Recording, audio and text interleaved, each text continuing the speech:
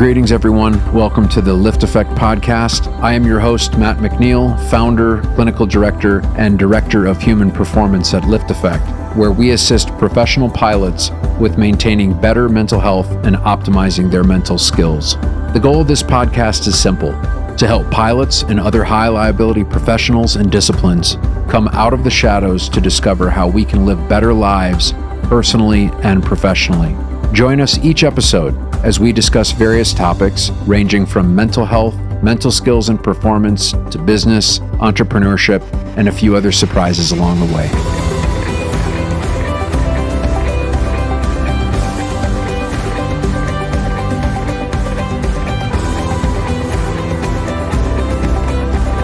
Welcome, ladies and gentlemen, to another episode of the LiftAffect podcast with your host, Karl Keller, and the man with a challenging mic situation today, Matt McNeil.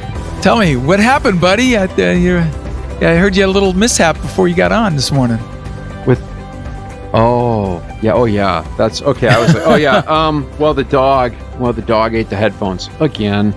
Second pair. But I got my soldering iron out that I bought when I was 19 years old. Believe it still works, man. And I got the solder out. I think it's the same spool of solder from when I was about 19 as well, because that stuff lasts forever. And I started soldering, and my wife's like, "What's that smell? Something's burning." I'm like, "I'm soldering headphone cables."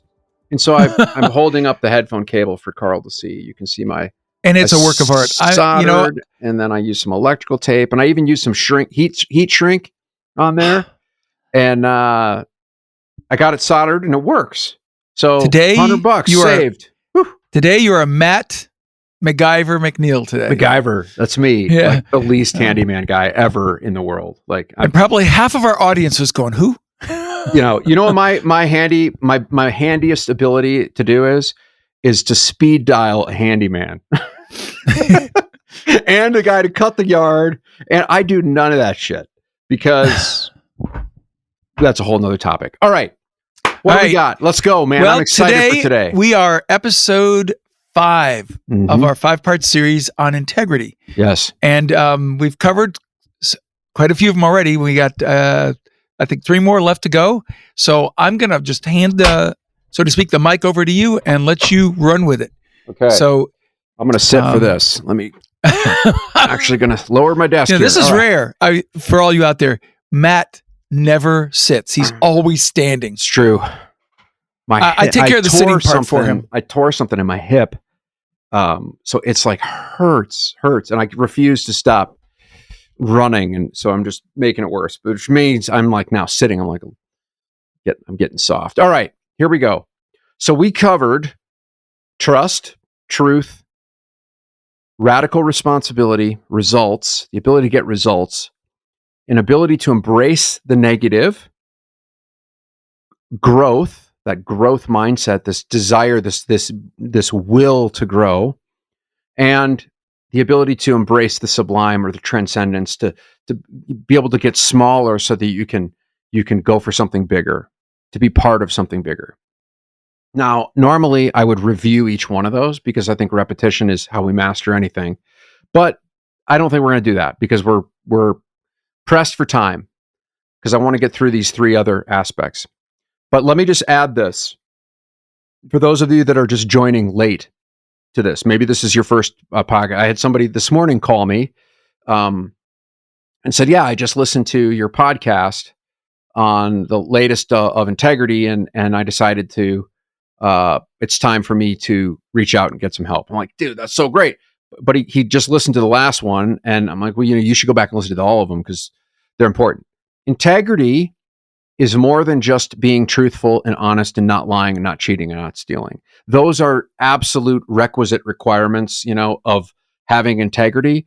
But really developing our personal integrity, operating at the highest level of integrity, means these are issues of character or personhood, just beyond not lying and cheating and stealing, that I think equates with integrity. The research on integrity shows up, and my anecdotal experience of working on my own integrity and really helping people cultivate their own integrity, it comes down to these deeper aspects of character. So that's what we're covering. So today, we're going to talk about the last three. Feeling through. Ooh, feeling. Guys, probably hate that word. Ooh, makes everybody kind of cringe. Feelings. Nothing more than feelings.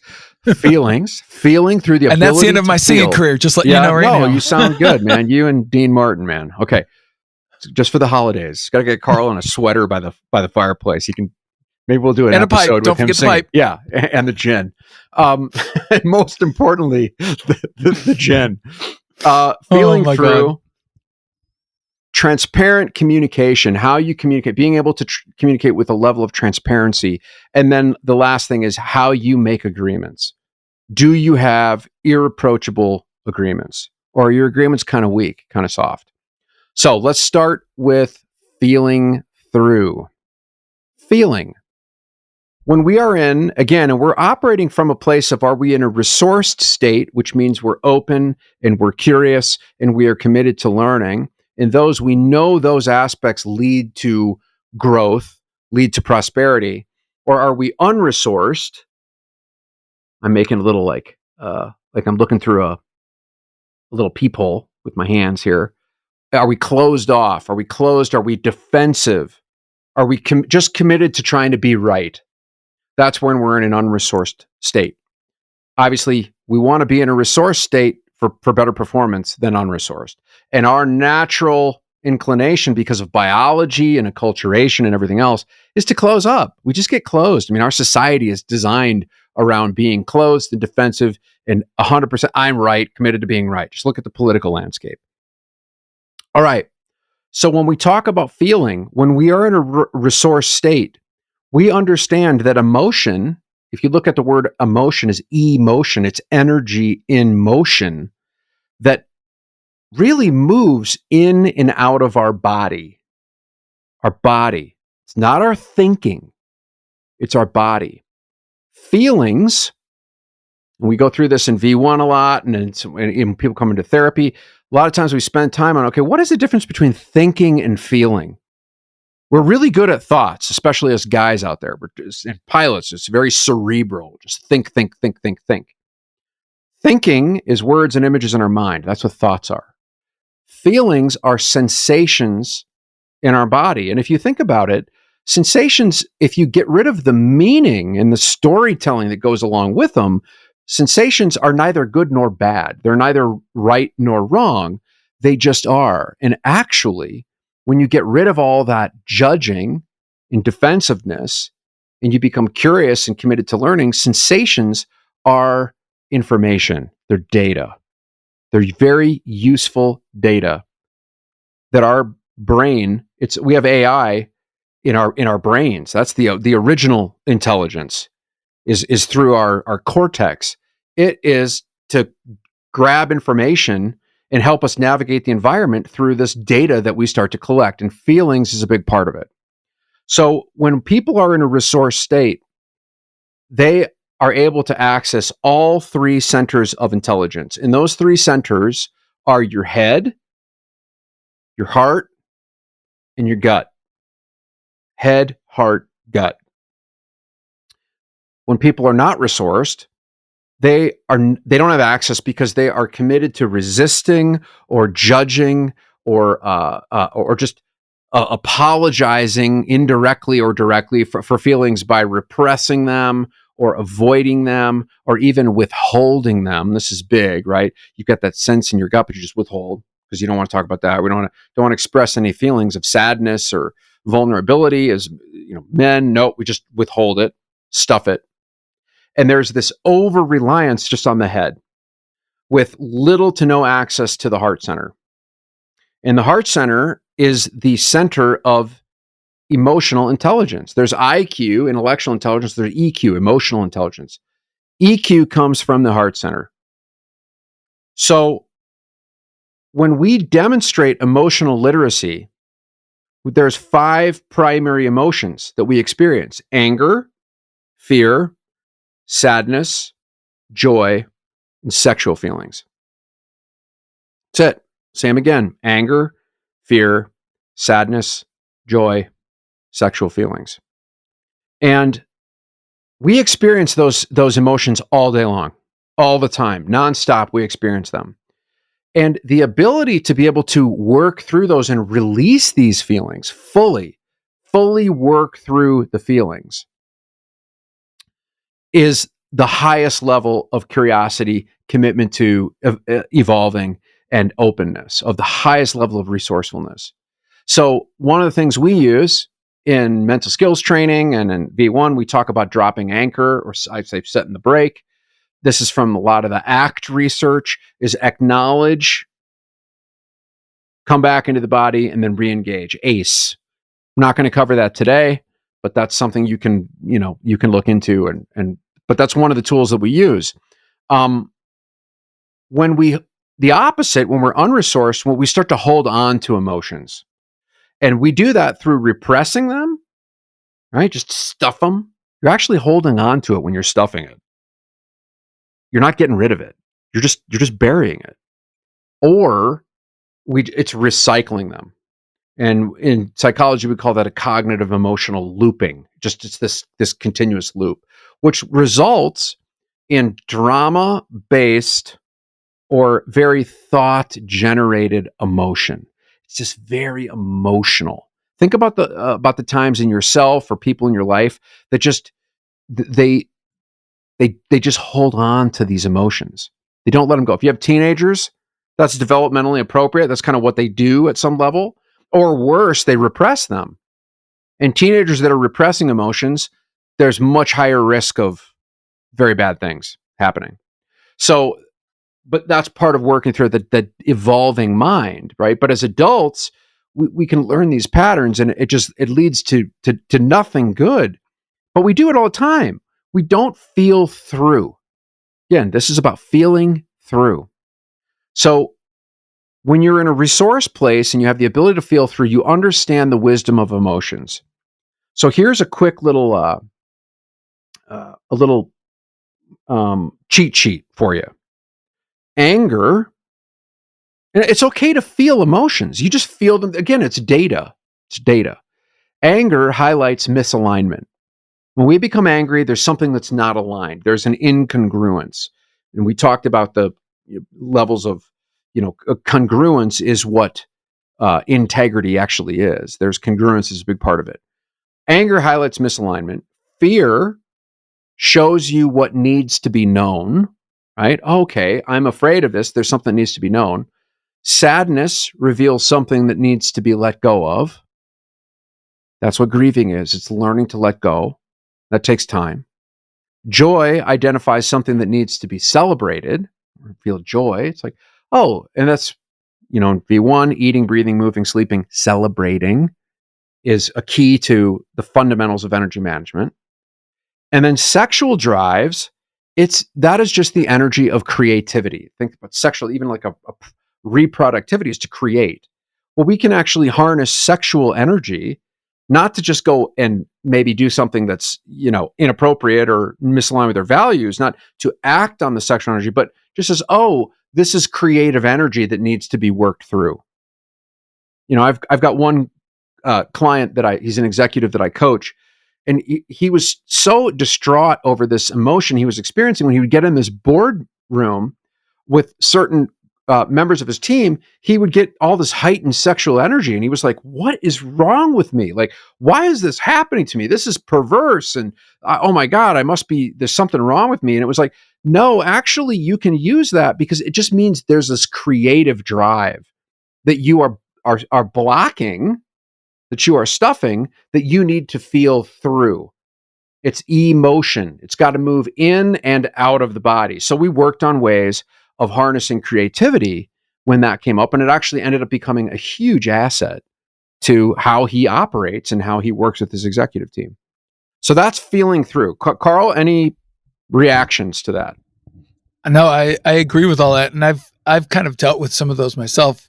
And the IQ, EQ, one of the things that I think it hurts people that tend to analyze things or be analytical, and I've been told that I'm kind of go down that road. I analyze things too much. Mm-hmm. Is one of the things that the mind can do is it can rationalize things. It can Mhm. talk you into or out of Yep. anything. And what I would say is often if you start seeing a disconnect between what the EQ portion of your mind and your heart and your mind is telling you and your IQ, that's a flag. It doesn't mean that it's right or wrong, but look at it and go, are you convincing yourself of something that is or isn't true Yeah. because you've analyzed it so much that you've talked yourself into or out of something. And that's something I would just say is be careful of that, because the mind can rationalize. I don't think the heart, the emotional side, has that ability, or if it does, not near to the extent that the mind does. The Yeah. mind can play so many tricks on you. Totally. 100%. 100%. Absolutely agree. The mind is this incredible machine that is it's so capable, like it's just incredible what we have, the gift we have of a prefrontal cortex. But it's also can do some pretty wild, crazy things that's driven by evolution and lack of evolution and all these different how it interacts with the environment. It's pretty insane what happens. I mean, Like you it's said, incredible. fear can drive the mind to thinking things that you really shouldn't. Instead of going, okay, that's what it is, it starts going off on its own tangent. It'll create a narrative that sometimes you look back and going, how did I How ever did I get do there? that? Yeah, like what? Yeah, it's really amazing. I mean, as much as we understand about the mind, we don't understand anything about it really I yet. agree. It's the old saying, as I've learned just enough to know that I haven't learned very much. Yes. Yep. All right, so that's feeling through. All right, you ready for the next one? Transparent communication. Communication. When we are operating at the highest level of integrity from a resourced place, open, curious, committed to learning. When we communicate, we reveal facts, thoughts. Thoughts are beliefs, opinions, and judgments. That just comes in the form of words and images. And feelings, particularly anger, fear, and sadness for you men out there, right? We don't like to, we can do anger, no problem, but we don't like to do fear and we don't like to do sadness. But when we are able to communicate fear and sadness in addition to anger, including, and I'm going to add this, is going to creep a lot of you out, including sensations. Sensations. This results in more energy for completing vision. It leads to connecting, which leads to owning, which leads to responsibility, the ability to respond, the ultimate ability to respond. So what does that look like practically? It might be, this one hire that we made. Here's an example from a boardroom, right? The hire that we made in this particular department, every time I interact with that person, I get this really queasy feeling in my stomach. What is that? I don't know, but I get this very uneasy feeling in my stomach. That's being able to communicate your feelings transparently. Second, truthfulness. As we see it, you've got to be truthful. And that's the highest, basic level of integrity. But it's truthful, which is as I see it, that adding in as I see it, what it does is it addresses the accuracy or the perhaps the inaccuracy. But hey, this is the truth as I see it, not this is the truth, the ultimate truth. Well, you know what? How about just as I see it? This is the truth. Awareness addresses how self-aware you are. Are you self-aware? About how you're showing up, about how you're, being able to communicate that. Got to be able to communicate that. When we're unresourced, well, let me add a couple more here of being transparent from a resource place. You speak unarguably via thoughts, feelings, and sensations. So what is unarguably speaking? So here's a way that we could like the question is, can you argue this? So here's one example. We need to grow by. Now let's do another one. Let's say we need to cut staff. We need to add staff. We need to improve our marriage. We need to go on more vacations. We need to go get counseling. We need to go. Well, all of those you could argue. No, we don't. I don't think we need to. No, we shouldn't hire. We should actually cut. No, we shouldn't cut. We should actually hire. We shouldn't grow. We should retract. We shouldn't go to counseling. We don't need counseling. You go to counseling. That's what I hear that all the time, right? You go to counseling. That's not speaking unarguably. When you speak unarguably, here's something you can't argue. Okay? Ready, Karl? Always. I'm having the thought that we should grow this podcast. I'm having that thought. Can you argue that?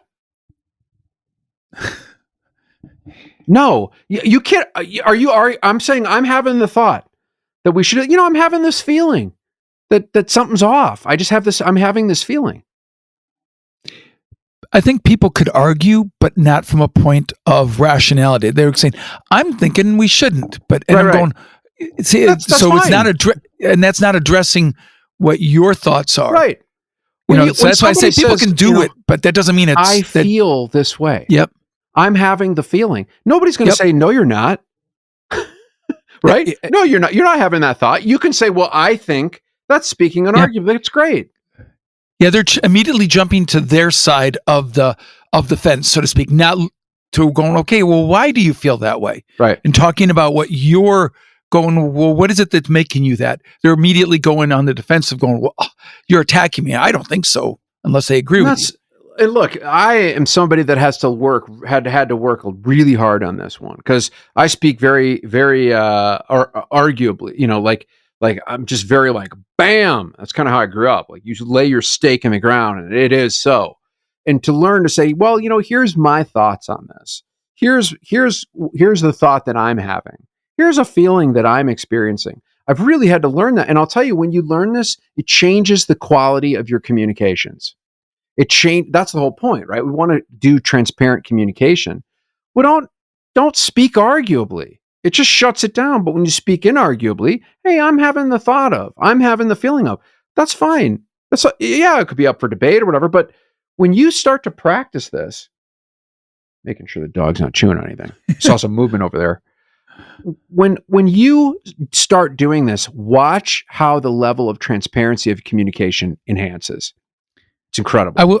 I will tell you the way I've done it, and again, I'm not sure that this would equate, but I think it does, is I've found, for me, I don't know why, I felt like I feel doesn't give enough, for me, enough credence. What I've always used is, what I've said is, I would recommend that we consider this, or we look at this, is how I've always done it. And I'm not saying that's a better way or not, but I feel like then they go, well, why? And it's more of because a lot of people, they feel like, okay, if you're feeling it, you're getting emotional. And that's true. Let me add something to that. That's why. Here's an argument I'm going to have for that, though. I don't like the word we. I like the word me. In terms of of full ownership of how I'm communicating. I do not speak for anybody else. This is the thought that I'm having. Here's my thoughts on this. Not, we should do that. There's this very sort of sneaky, like when you speak for somebody else, that is there's an ability for that to be shut down. Okay, because I've always thought when I'm saying I would like to recommend we consider, it's all becoming inclusive. But here's what I want you to own, though. When we're thinking about personal integrity, just yourself. With no expectation of anybody does anything else or changes for you at all. It is full responsibility, the ability to respond. Now, and lastly, you've got to be able to listen reflectively with your head, your heart, and your gut. You got to be able to reflect on that. You're not stuffing it, right? Okay, well, this is sort of my thoughts on this. That's with the head. Here's the heart center. This really makes me feel sad. I'm actually feeling feelings of fear right now. That's my heart. And then here's the gut. Something does not feel right. I can't put my finger on it. But the gut center, what it does is it's usually repeated stories where base desires are not met, where it's like something is recycling when you get that feeling like something's not right. Can you communicate that? Hey, I can't put my finger on this, but something doesn't feel right. Think about it in the flight deck. I've had that happen where I'm like, I remember one time going in Chicago and I was like, I think we need to go around. Nothing was off. Nothing was off. There's a plane on short final in front of us. We're inside the final approach fix. And I just, just go around. Let's go around. Throttles come up. And as soon as we pitched up, that plane had gotten down on the runway and it had a flat tire. Stopped right in the run. How? Like, there must have been some kind of indicator of something. I have no idea. That still haunts me to this day. And the guy I was fine with was like, what? And he goes, how in the hell did you, that is weird. That is weird. And it was 100% based on my gut. It was not, my head wasn't thinking it. My heart was not thinking it. It was like, something is just not right. I don't know what it was. Maybe it was something was off. Maybe the tire was already flat. And I just didn't even realize that I had seen that. Who knows? Now, I have plenty of examples where I have not communicated what was going on, and it got me into a lot of trouble. So, again, we all have to work at this. When we're unresourced around communication, we withhold. And when we withhold, that results, it's not a moral issue to withhold. It's an energetic one, because it just depletes your energy. Because when you withhold, what happens? You withdraw, and then you project. It's got this very negative backside when we withdraw, and then we start projecting. And we also, another big one when we're not communicating with integrity, is we are listening with filters in place to diagnose, to correct, to try to avoid conflict, or to defend. Listening openly with curiosity, not with, okay, I've got to defend, I've got to diagnose, I have to correct this, I've got to, change it. That is when you're listening with the highest level of integrity. You're listening, you're trying to frame your response while not listening to what the person is saying. That's right. But I wanted to go back for just a second. And when you're saying for integrity and yourself and withholding, sometimes I think we withhold from ourselves. Oh, in the fact of the communication piece. We are very audio driven. I don't think our eyes see things that for most people, don't acknowledge. Yep. The nonverbal cues of things that sometimes give you that tingling sense that something's not right, or that something's off. It's because visually the mind is interpreting things that you're analytically or you're consciously not accepting. You're listening to the audio tunes, audio saying, "Oh, I'm fine. I'm doing well." But everything you see, the mind isn't going, there's nothing fine about what this person is saying. Mm-hmm. And I think there's a disconnect there. And then that's when you get into that, be honest with yourself and go, well, why am I feeling this way when verbally everything's fine? And I think we're not enough, and too many of us are not in touch with understanding the nonverbal communication or cues that come into us. I agree. That would definitely, if you could harmonize those two, there'd be a lot of issues that would get resolved immediately, because there wouldn't be this question of going, was that a yes or was that a no? Yep. When you would know the answer. Yeah, and I think developing it is, developing the muscle of this. We start with just communicating around this, having these kinds of conversations. And there are targeted strategies you can use to develop these things. We work on this in V1 quite a bit, how we communicate. And okay, that's transparent communication. You ready for the last one? How do you approach your agreements? How do you approach your agreements? Are they irreproachable? When we're in a resource place and we're operating at the highest level of integrity, we make clear agreements. And a clear agreement is really simple. It's really, really simple. Who will do what by when? That's a clear agreement. And ensuring everybody's on board. If half the people are like, nah, right? Think of when we're working on V1 stuff with Alpha Group. We're proposing changes and stuff, and sometimes people are like, nah. Is that a good? It's not going to work. You got it.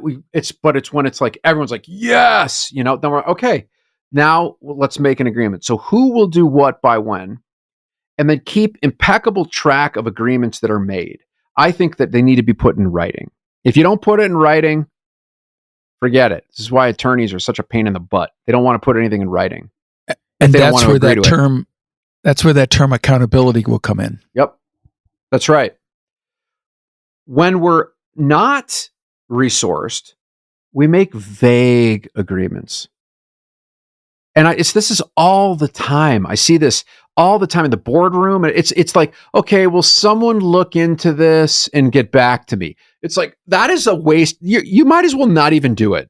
It gives them an out. Yeah. It gives them to say, well, I was never really on board with that fully. I just did it to investigate. I wasn't really sure that would work. Right. It's a cop-out. It wasn't clear. Yep. Oh, I didn't know you wanted me to do that. Or, well, Yep, will someone look into this and get back to me? It's just, no. Who's going to do what by when?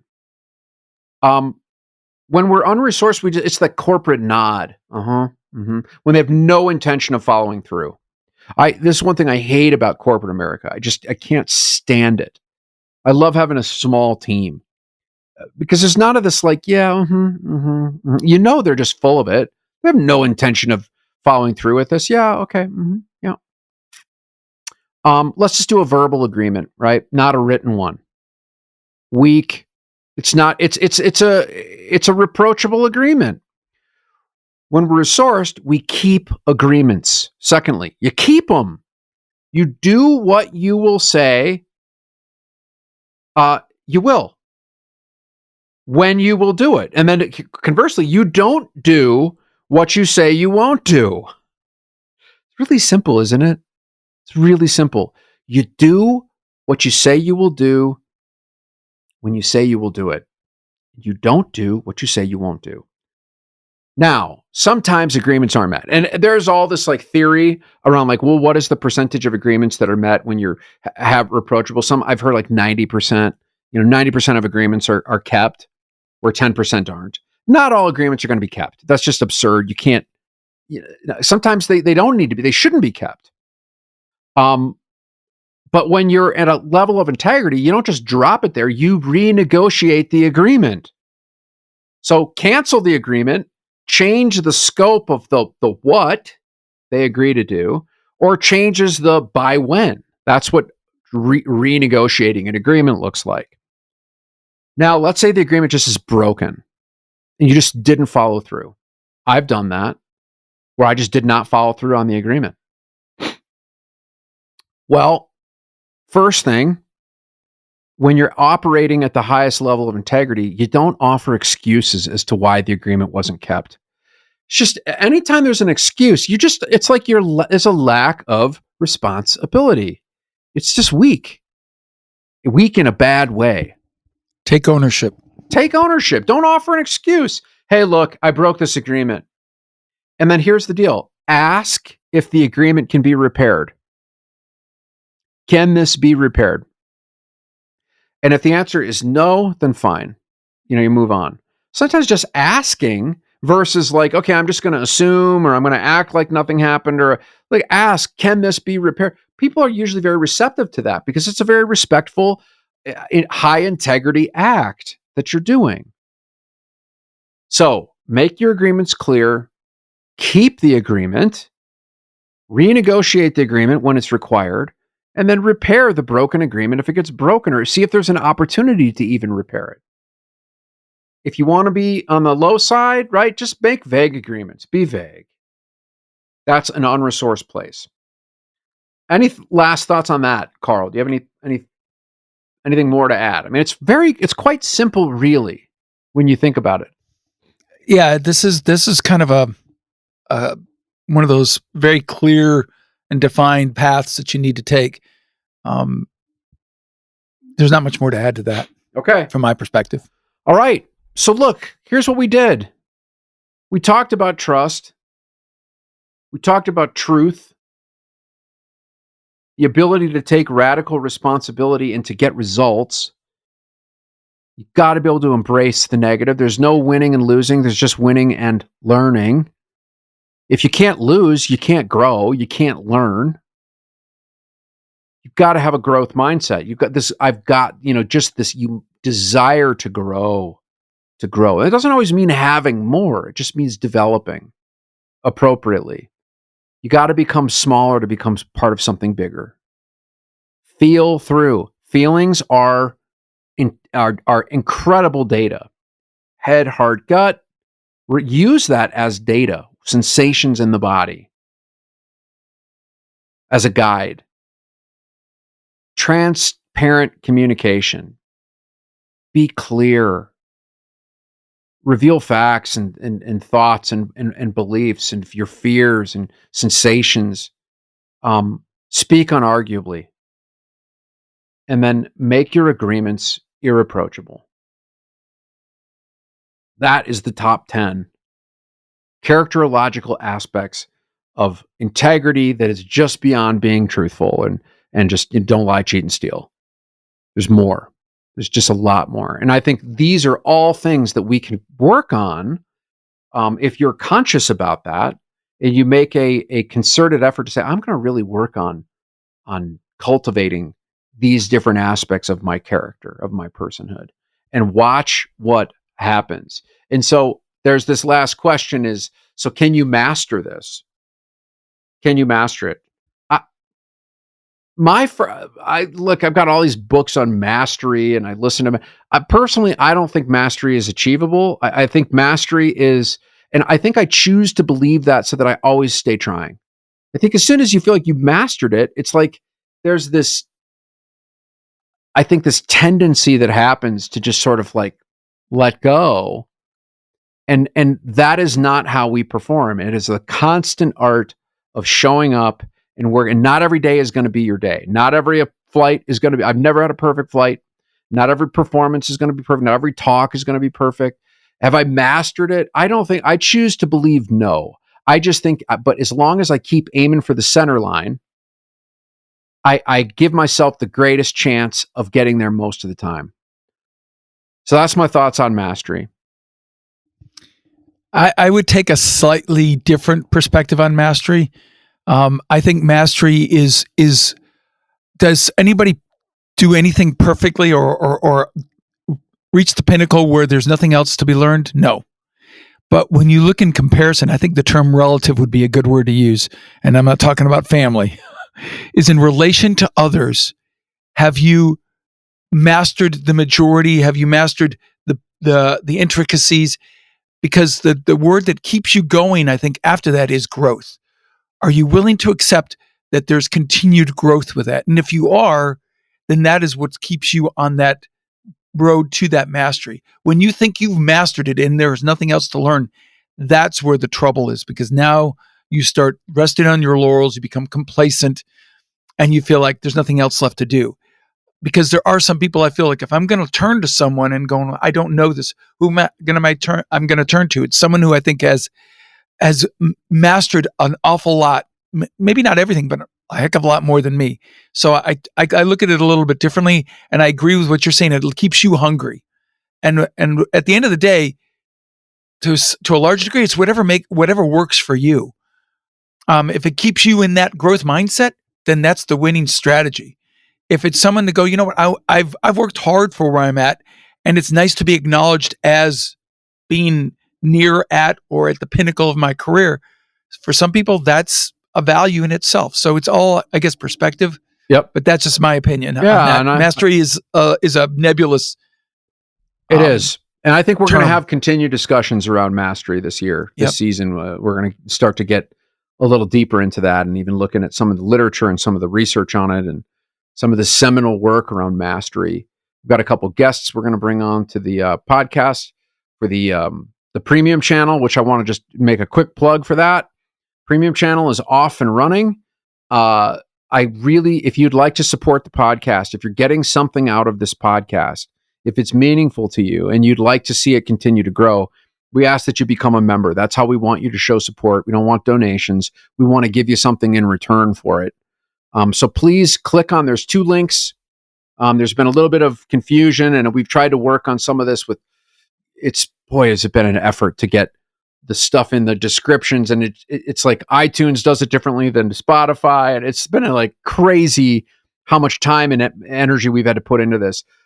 There's 2 links in the description of the show. One is for the newsletter. You can click on it. It's just a little thing we send every week. Some people find it kind of fun.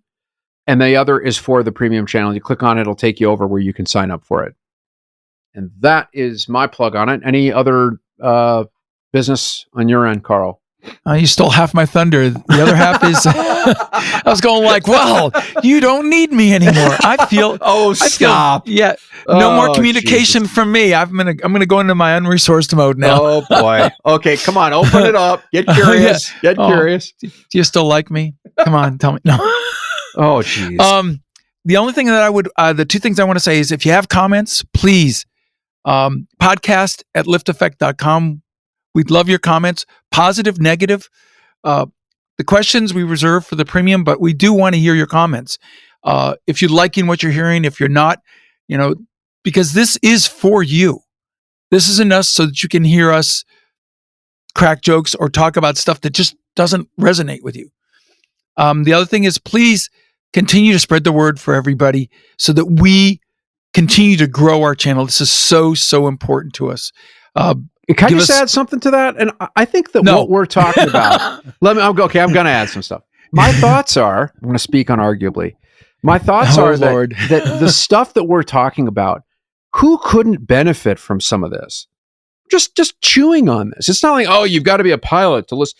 And people are spreading the word, and I'm getting feedback from people from all walks of life, and really interesting people. And what's beautiful is they are starting to learn about our community of pilots and understand the trials and the tribulations we go through. They had no idea about aeromedical stuff that pilots have to face, about the lifestyle stuff. And I think that the awareness of the general public it's not, oh, I want everybody to feel sorry for pilots. That's not the point. But it's just a greater understanding of the people that are flying them to the places that they need to go.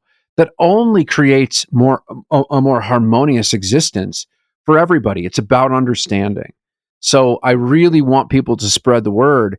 Everybody could use, some contemplation around the stuff that we're talking about. You don't have to agree or disagree or whatever. It's for you to chew on.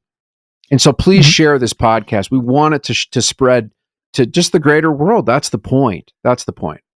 Matt and I have had some conversations about this very issue, about who this podcast is for. We started it specifically for what we felt like was a segment of the population that really needed to have some visibility, some light shown on issues. But I think as people listen to it, they realize while this may be cured and we talk about it from a pilot or aviation perspective and an awful lot of it, everything we've talked about here, just about everything, with the exception of maybe some specific aeromedical issues, is something that everybody can relate to. So I don't care who or what you do out there. I would say, being very honest, and maybe I'm being a little bit pushy in this comment, if you can't get something out of this podcast, it's because you don't want to, not because it doesn't have validity. This is all stuff that we have to deal with. This was stuff people dealt with before aviation was ever a thing. People in the 1800s, 1700s, 1500s, you name it, had to deal with these issues. They may not have used the same terms or thought about it that way, but they were still issues that they had to deal with. Communication, integrity, values, all these things. These are not aviation-centric issues. And so we want, ideally, I'd love for everybody to hear some of this, because there's value for family members, for spouse, you name it. This is stuff that we all need to do better at. And I can't emphasize that enough. This is focused on the aviation, but this is for everyone. And so if you see anybody that needs or you think could benefit, please share it. Because I wouldn't be doing this otherwise. And I don't, we want to help pilots and aviation related individuals, but this is for everyone. And that's, I get I get a little passionate about that because we all need to do better. We just do. And so with that, any last words you want to throw, Matt? None.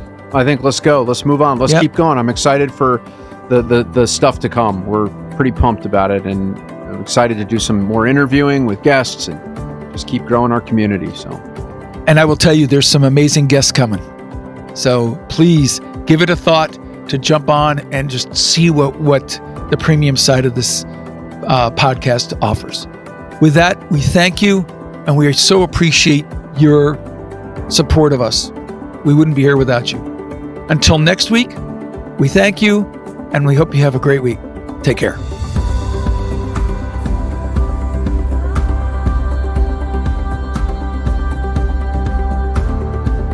Thank you for listening to this week's episode of the LiftAffect podcast. If you want to dive deeper into this episode and every episode, go to our website, LiftAffect.com/podcast. If you're enjoying the show, we would love it if you'd follow us on Spotify and rate, review, and subscribe on Apple Podcasts. We really appreciate your support.